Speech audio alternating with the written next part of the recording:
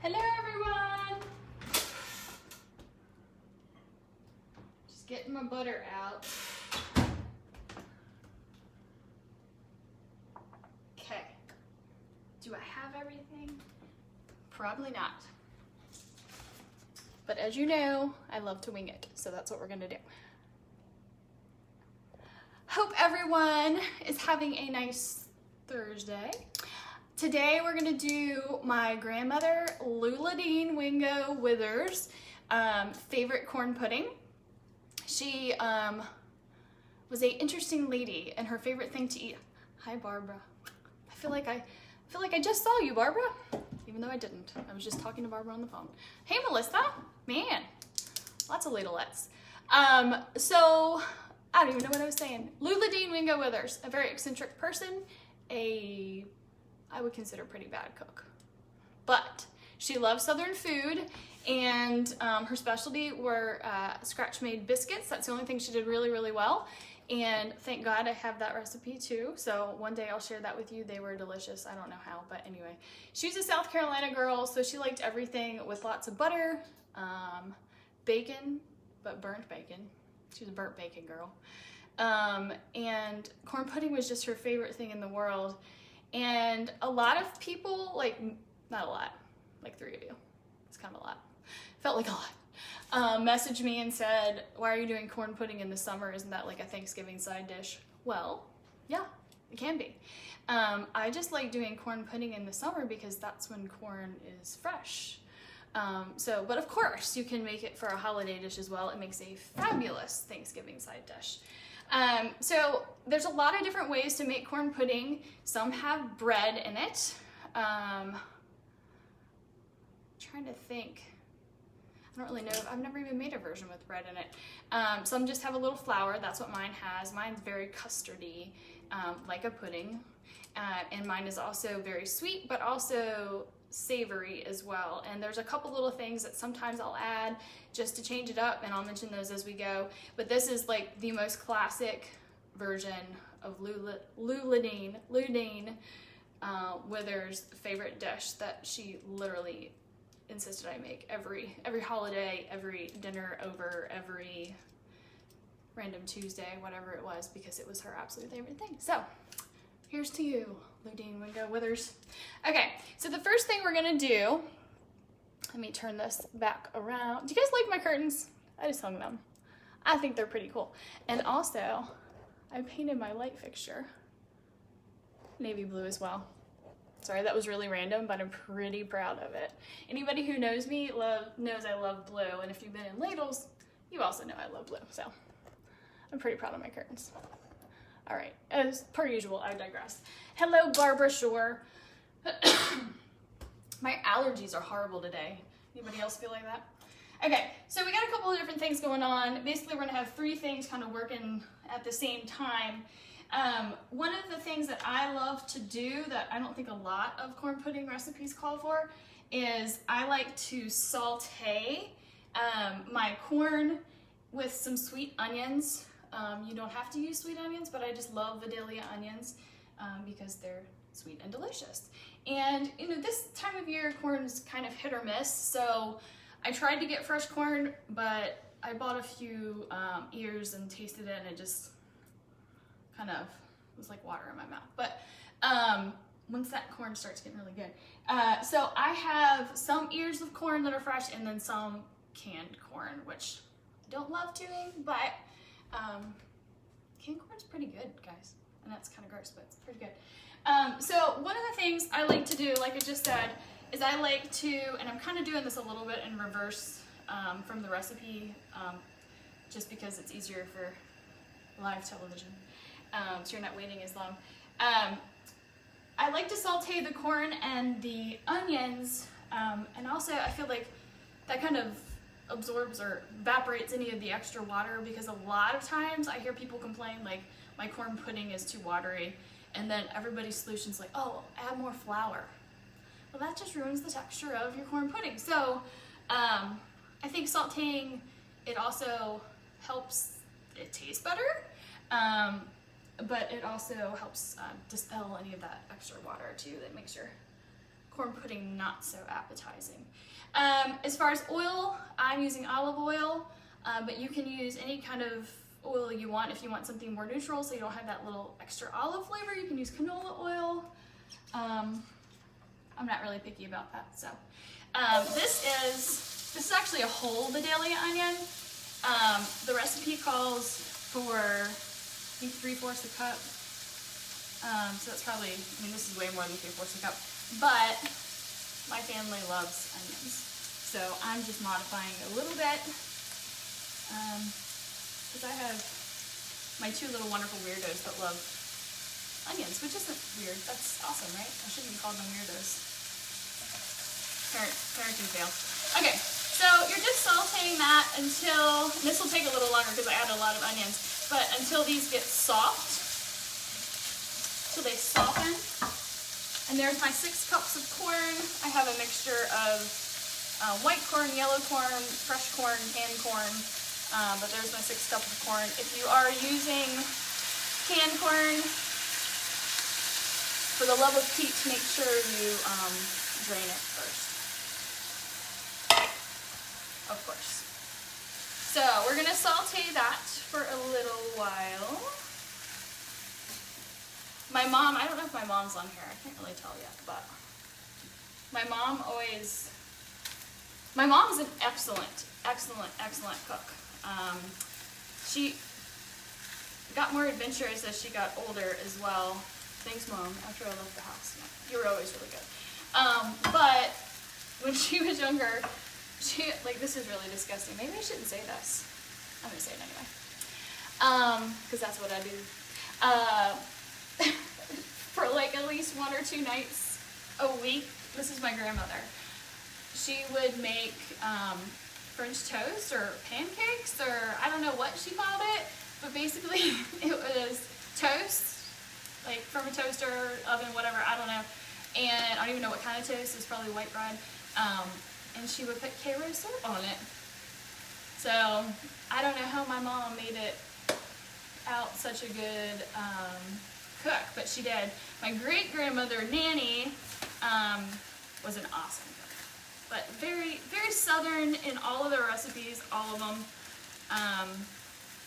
We just appreciate really good Southern food. And a little extra fat. I appreciate a little extra fat. I don't know if you guys saw my post from at the beginning of quarantine. The huge stack of butter. I probably used that in like a month and a half. So that's how much I love butter. Looks like we have some questions. What about frozen corn? Yes, you can use frozen corn. Sure. Barbara, good question. I would just make sure it's unthawed, and you know, sauteing it too would also help, like, with all that extra water, because it will, like, you don't want watery corn pudding for sure. But yeah, frozen corn might actually taste a little better than canned, I'm sure. I had trouble finding anything in the grocery store that was fresh, which is kind of surprising. I felt the grocery stores were restocking a little better, but oh well. You can find spam now. My kids were very happy about that. Okay, so we're gonna let that keep sauteing, because again, I added a lot of onions, so we're just gonna let it do its thing. In another bowl, we'll grab another bowl, sorry guys. You're gonna mix your dry ingredients, which is 2 tablespoons of AP flour, all-purpose flour.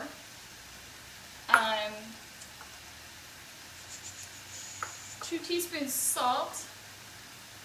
I don't want to get this wrong. 2 teaspoons salt. 1 tablespoon sugar, and taste your corn. If your corn is not sweet and you like sweet, maybe add a little more sugar. Corn's naturally sweet anyway, but you know what I'm talking about. Some corn is just like, has no flavor.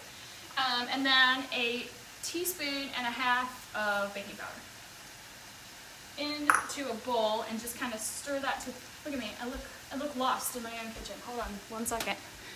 I needed a whisk anyway. So stir that together. Set that aside. The next thing we're going to do is we're going to add, let me stir this, stir it. every so often. It's gonna take a while. There's a lot of water in that corn. You want 6 eggs. All of this should be at room temperature too, and I'll tell you why in a second. Crack. See if I can do it with one hand. Heck yeah. There we go. I haven't done that since culinary school. I can't do it fast though, then it just looks bad. Alright, I'm gonna use 2 hands. 6 eggs into a separate bowl. Now I can't even do it with 2 hands. Ah. Oh Lord. Room temperature eggs. These are large eggs. Oops, I just got a little time in there. Alright, 6 eggs. 2 cups of heavy cream. Very important. Heavy cream. Also, not straight out of the refrigerator. Let it warm up a little bit. And I'm going to hold off on the butter because I melted it and it's cooling a little bit. The reason why you don't want super cold cream and super cold eggs right out of the refrigerator is because when you add that butter and mix it together, it's just going to make the butter hard again, which you don't want. You want it kind of all in there together. My hands are disgusting. 1 second. You really would think by now I'd have this whole logistical thing figured out, wouldn't you? Okay. We're getting better as I fling onions across the room. Betsy Gerald's! That's a flashback from the past. Hi, Betsy. I went to high school with her. I always wanted to be like Betsy Gerald's. She was so nice and so pretty, and I'm sure you still are. So, a great gal. Okay. That is just taking forever. And actually, I'm gonna add a little salt. The butter we used is also salted, but I'm gonna add a little salt. Mostly because I know Del Taylor is gonna be eating this for the 4th of July, and if you don't over-season your food, Del Taylor's not into it. But you don't have to add that little extra. Corn's popping like popcorn. Out of the pan. Okay. So, mix your eggs and your heavy cream together. Mix, mix, mix, mix, mix, mix. We're going to get out a 13 by 19 baking dish. We need to grease, lightly grease. Butter, of course, right? Because why not? That's what's going to go in a second.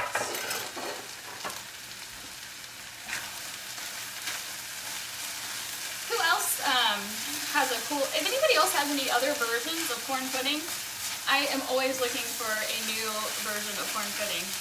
Some of the things I was talking about earlier, sometimes I add bacon, so I'll cook the bacon in the pan, set it aside, and then I'll use some of the bacon grease to cook the corn and onions. That's a delicious way to do it. And then you can just crumple the bacon, put it on top, or mix it in the mixture as well before you bake it. That's awesome. Fly everywhere. Sometimes I like to put like jalapenos in it. You can experiment with different types of herbs. All fun stuff. Okay, so we have the eggs, the heavy cream, and now we're adding a half a cup of melted butter, but cooled butter. Not cooled to harden, if that makes sense. So dump that in. And because everything was room temperature, it's not seizing up, which is good. You can see it's very smooth and unctuous. I always want to use that word. There's never an appropriate moment. Unctuous? I'm not actually even sure 100% what that means. Okay. This is starting to get golden, and there's hardly, I don't know if you guys can see this, but there's like literally, you want some moisture, you don't want to dry your corn, but all that excess water that was sitting around it is no longer. which is good.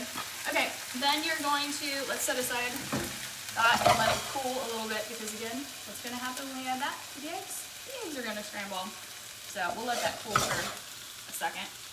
We're gonna mix in our flour, baking powder, sugar, salt mixture. I think I added all the right ingredients. Mix that together. I did forget this, guys. Put this in your corn. Do it a few steps earlier. It's thyme. About a tablespoon is plenty for us in my household. Just kind of, you can chop it up a little bit, but honestly, if you just strip it, we have tools for that in the shop. Or you can use your hands. Strip it off the stalk. That's plenty small for me. So, depending on how picky you are. I'm not very picky. But standing over this heating element is making me very hot. Okay. Stir that in. I skipped that step. Getting too excited. Need to slow down. Story of my life. Right, Barbara?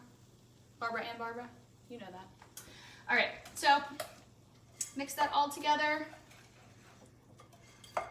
And then we're gonna spoon this in slowly because it might curdle a little bit. Let it cool a little bit longer.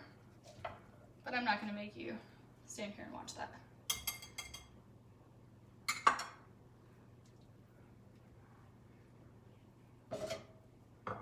Hold, please. Swear I'm not crazy. Okay. It's a lot of corn. You can smell that thyme too. If you let it cook a little bit longer with the thyme, it'll smell even better.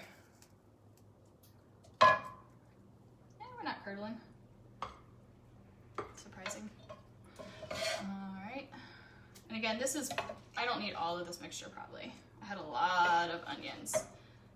I'm almost like equal parts onions to corn kind of girl. I'll need to share, oh my gosh, I need to share with you guys. I think I'm making it this weekend actually. When my mom's making it. Maybe I'll do a video with Del Taylor. She's always fun. I have from my aunt, Mary Lynn Barksdale, who's also one of the most amazing humans ever. Happy anniversary to you guys, by the way. She has a Vidalia onion casserole. Oh, so good. So good. So good. Okay, so I just mixed all that together. You can kind of see the consistency. Ta-da, ta-da. And then you're just gonna pour it into your baking dish. Some people actually like to do it in a skillet. That's fine too. I just like it in a ceramic baking dish. But if you wanted to do everything in one pot, you could do it in a cast iron, or you could do it in a stainless steel, like saute all your vegetables, blah, blah, blah, and then throw it all in there. The only thing I would caution you about is make sure your pan is cold after you've sauteed everything, because otherwise you're just gonna end up with frittata before you even get to bake your corn pudding. All right, so here it is. It's going into the oven, 350 degrees for about 35 to 40 minutes, depending on your oven, of course. Basically, you're just looking for it to not jiggle a ton. It's gonna jiggle a little, and be golden brown. Whew. Heat hit me in the face. And again, through the magic TV, Genie. I have one that's already done. Isn't that gorgeous? You know it is. Okay. And then I like to top it with more onions because, hey. Or you could top it with the some thyme, just to kind of like tell people what they're getting ready to dive down into. But I love green onions. I'll show you what it looks like when it comes out. It's very puddingy.